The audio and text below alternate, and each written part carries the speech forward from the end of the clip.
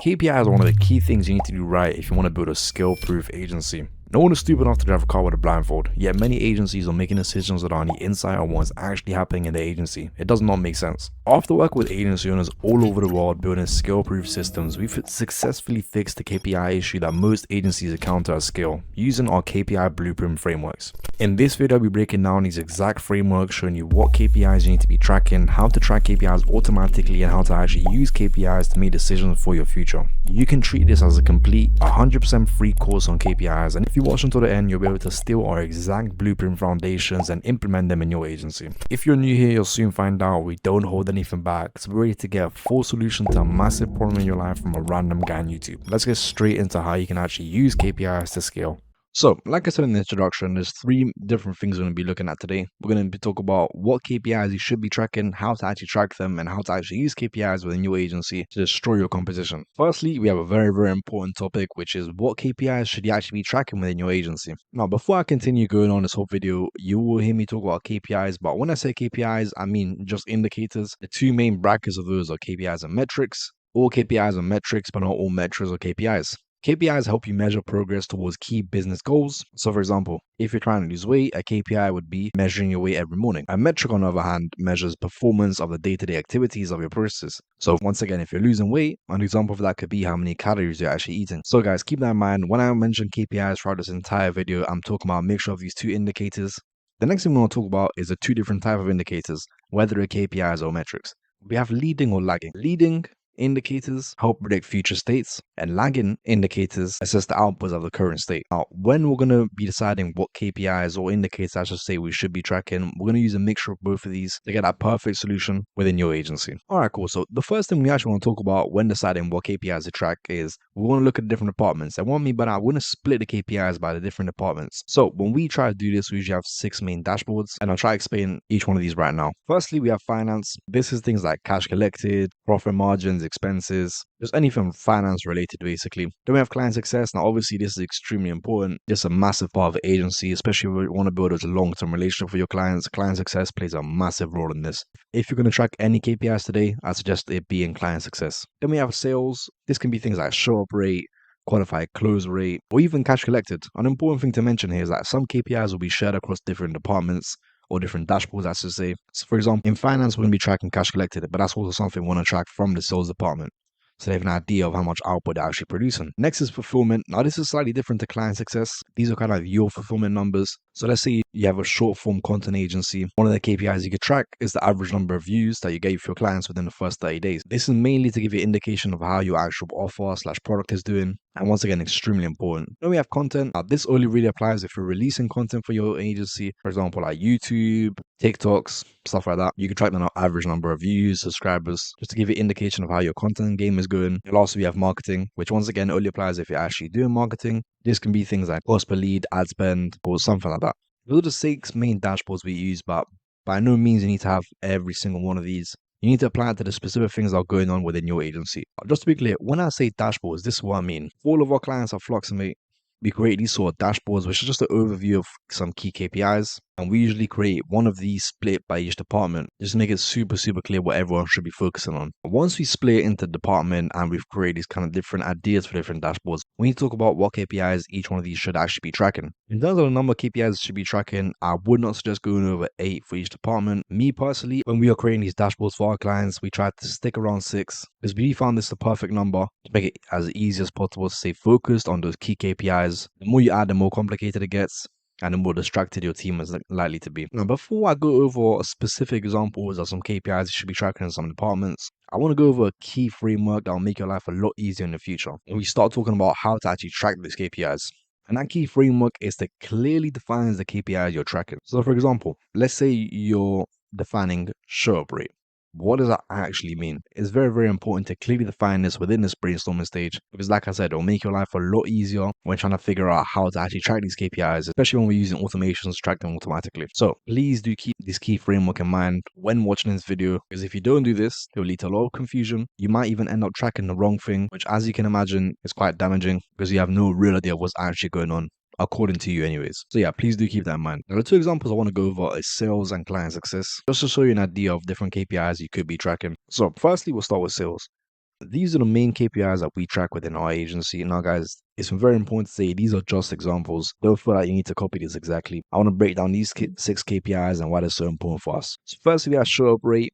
And if we're clicking the finding list, this is basically the number of your booked appointments that actually show up. Qualified percentage, which is basically the number of your appointments that are actually qualified. Before we break down our offer and actually offer it to anyone, we run all of our leads through a couple qualifying questions to make sure they're the right fit for us. Because we're not in the game of taking people's money for no reason. If we feel like we can't help anyone, we won't even introduce them offer. So this is basically the percentage of calls that we book that are actually qualified for an offer. And we have qualified close rate. Now, some people just track close rate in general, but like I said, we are very, very focused on ensuring that we only work with the right people. And we do say no to a lot of people on the call before we even introduce the offer. So for us personally, tracking close rate doesn't make much sense, which is why we really track qualified close rate, which is basically the percentage of qualified people which we actually close. Then we have the average length of a sales cycle. Now, this is a bit trickier to actually manage, but it's super, super insightful. This is basically the total time it takes to actually close a lead from their first interaction to them actually sending a payment. Revenue per call basically just takes all the revenue made that month from sales and divides it by the number of call, regardless of whether they showed up or not. And then obviously we have cash collected, which, like I said, will be linked to the finance side of things, because you can share some KPIs across different departments. By no means do you have to copy this in any way. Just to give you an example of some KPIs that you could be tracking within your agency, the whole purpose of this is to share the frameworks that we use so you can copy and apply it to your own situation to make this as valuable as possible. Next, we have client success, which is actually one of my favorite things to track. Like I said, in the agency space,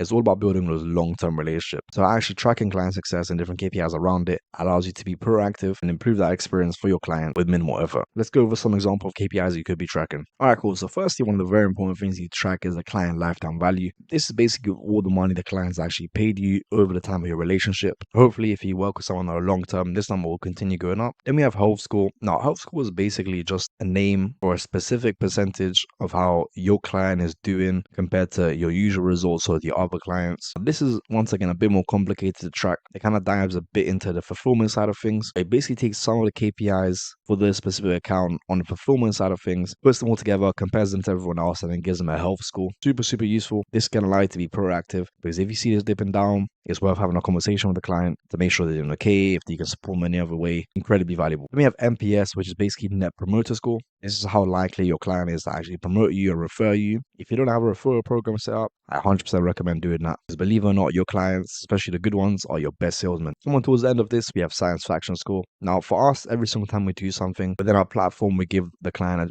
a chance to actually rate the task we've done on a scale of 1 to 5. This for us is just satisfaction score. You can employ something similar either after everything you do, or for example, you can send them a survey once a month to collect that information and how satisfied they are. Once again, the whole aim here is to just be proactive with any customer success issues, making sure you're solving any problems before they actually become a problem. And now, these two are a bit basic, guys. I recommend having 2 main fulfillment metrics. So for example, if you're an e-commerce marketing agency, a very, very important metric for you be return on ad spend. And the same goes for the second one, just a very, very important number. So for example, I don't know, this could be conversion rate or revenue collected. So basically the 2 most important fulfillment metrics for your specific services. Like I said at the start, guys, these are just examples. Don't feel like you have to stick by this. Because I'm kind of showing you the frameworks of different KPIs you should be tracking and how to find them, I wanted to give you an actual example before sending you off on your own to brainstorm these without any clue what's actually going on.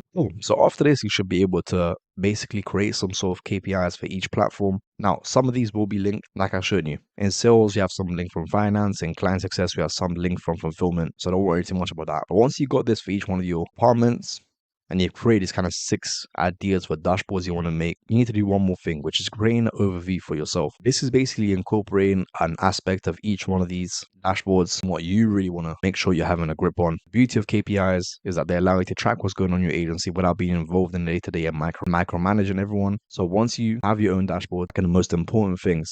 So for example, number of book calls, cash collected, profit margins, average health score, return on ad spend, will make your life a lot easier because you don't have to dip into different things or ask different people what's going on. You have a clear overview of everything that's happening. So now it's time for you guys to actually brainstorm the KPIs for each department. And I want to give you some pro tips just to summarize what we've just gone over. Firstly, have a maximum of 8 KPIs for each department. The more you have, the messier it gets. I try to keep this around 6, definitely no more than 8. Secondly, you need to have a mixture of lagging and leading indicators. And thirdly, this is very important. Clearly define everything you're doing, the different KPIs that you're tracking, which will make your life a lot easier in the second stage. All right, guys. So now that you have an idea of what KPIs to track, I want to talk you through how to actually track them. What most people do, especially in the agency space, They either don't track KPIs, but if they do track them, they're doing it manually. So let's say once a month towards the end of the month, they go through all their records and update everything manually. Now, obviously, this is a massive problem. You have no real-time insights, so everything that you're seeing is always 1 month delayed. Secondly, you're likely to have some sort of form of human error, especially at scale. If you're tracking a bunch of different things, it will lead to nothing but problems. And lastly, it's not scalable. It's not something you can maintain when you're hitting those 6-figure months because it's just not possible. You'd have to hire someone to just take care of that, which,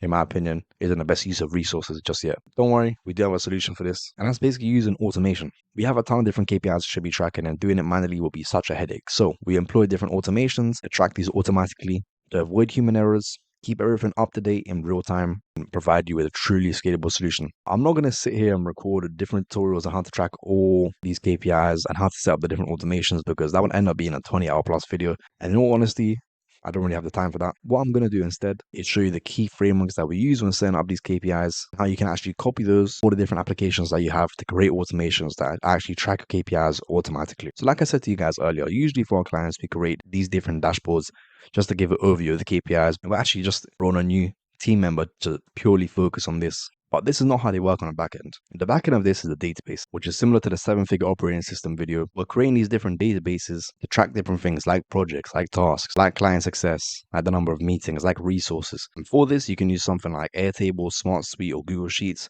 We personally use Google Sheets, specifically when it comes to metrics and KPIs, because it's easy to automate. You can use Google Apps Script, which if you don't know what that is extremely powerful. It's super easy to share, and they have extremely powerful formulas, which are very easy to use. That's what we do at Fluxomate anyways, to create these sort of dashboards, but also the back end of those dashboards to track all the data in one place. So you first want to set up different databases, all the main things you want to track with the 6 departments we talked about earlier, like sales, client success, finance, fulfillment, content, or marketing. Before we move on to the automation side of things, one very, very important thing I want to say to you is when you're tracking these things and create these databases, make sure you include somewhere to actually add a date. So later, if you want to look back on your data and filter it between specific dates, you can do that. Let's go on to the automation side of things. So you want to pick a no-code platform like Zapier or Make. In reality, these two are fairly similar, so they don't really make a massive difference. Both of them are free trials, so I suggest signing up to both and just seeing which one is easier for you. Zapier has a much easier learning curve, but you can do a bit more with Make. So yeah, keep that in mind. There's 2 different types of automations I'm going to be going over today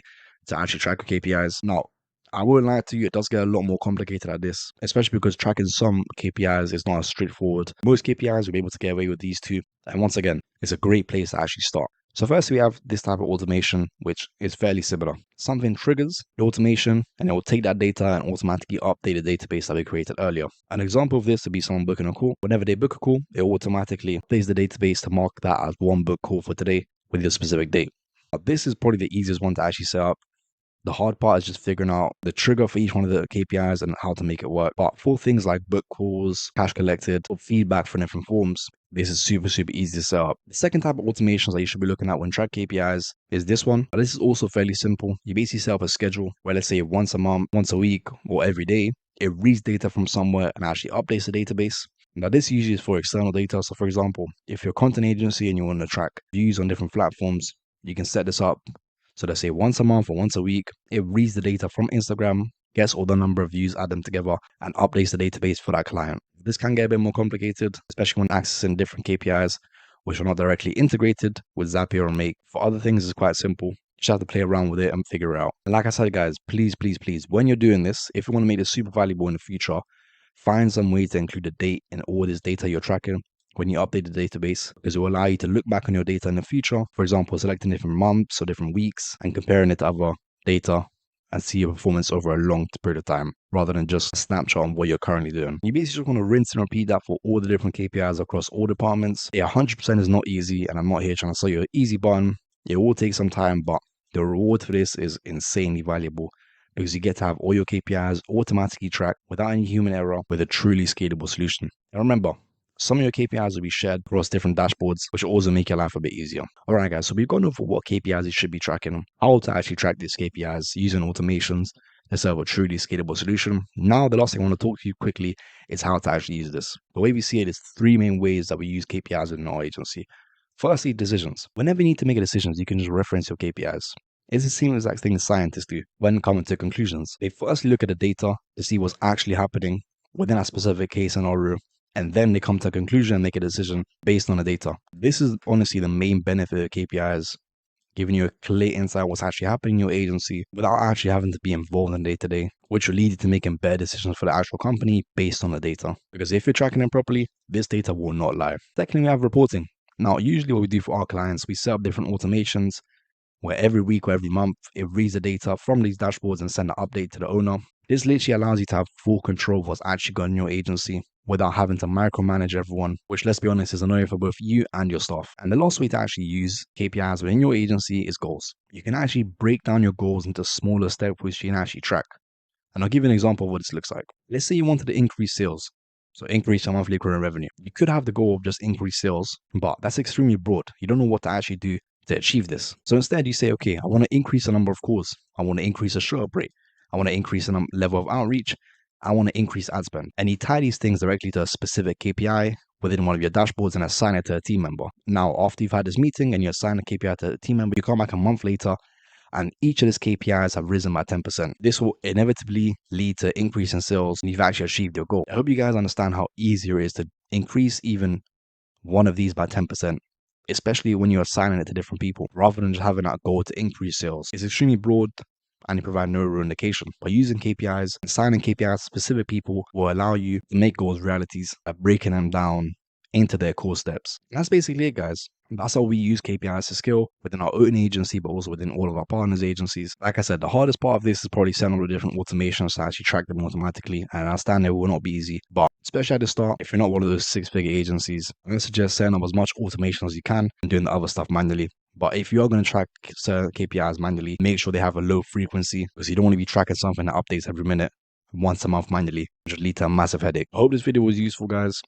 If you haven't already, make sure to leave a like and subscribe to see more content exactly like this. And if you want to get insight on how we use KPIs along with everything else we do to set up skill-proof agencies, you can check out the first link in the description. All you have to do is fill out a short 4-minute form, and from that, you'll get your onboarding process optimized, you'll get your client journey optimized, and you'll also get 5 specific automations based on your pain points with a step-by-step guide on how to actually set them up. And if that wasn't enough, you get access to this 20+ page document, which goes over exactly how you can set up a skill-proof agency using different things like KPIs and custom internal platforms. And lastly, if you want to save $100 a month with a scalable system that allows you to take on more clients without ruining your service delivery or profit margins, you can check out the second link in the description. This basically just explains what we do. We were getting a lot of questions on IG, so before we put together this free training, just explaining exactly what that is. Now, I will say this is not for everyone. So if you're not at a point yet where you need to really prioritize your operations, which is usually above 30K a month, that I wouldn't suggest signing up. And if you're not at that stage yet, please make sure you continue consuming this free content or all the free resources putting out,